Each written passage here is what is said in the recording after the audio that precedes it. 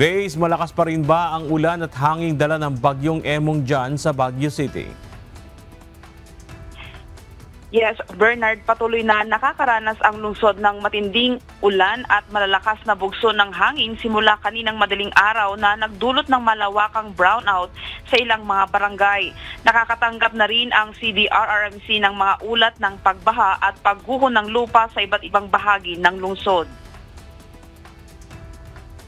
Dalawang babae ang nasagip matapos matrap sa loob ng kanilang bahay na bahagyang natabunan ng putik dulot ng landslide sa Purok 2 Outlook Drive pasado alas 6 ng umaga kanina. Agad rumisponde ang mga tauhan ng Baguio City Police Office Station 3 at Baguio City Fire Station para isagawa ang rescue operation. Agad ding dinala sa ospital ang mga biktima para sa kinakailangang medical na atensyon. Isang bahay ang tuluyang natabunan ng lupa ngunit wala namang nakatira rito nang mangyari ang insidente. Samantala, ligtas namang na-evacuate ang mga pamilya sa dalawa pang apektadong bahay. Nagsagawa na rin ng emergency meeting si Mayor Benjamin Magalong kasama ang mga miyembro ng City Disaster Risk Reduction and Management Council o CDRRMC ngayong umaga upang pagtibayin ang mga hakbang sa disaster response at relief operations sa gitna ng pananalasan ng bagyong Emong.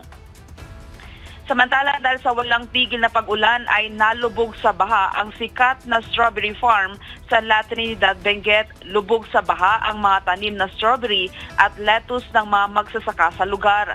Samantala, as of 8 a.m. kaninang umaga, sa tala ng Provincial Disaster Risk Reduction Management Office, kaliwat kanan dito ang naitalang pagguho ng lupa at rockfall dahil sa mga sama ng panahon.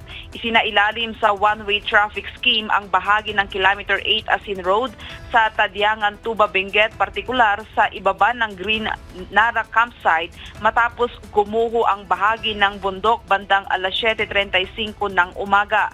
Dahil sa pagguho ng lupa, nasira rin ang isang nakaparadang sasakyan sa lugar.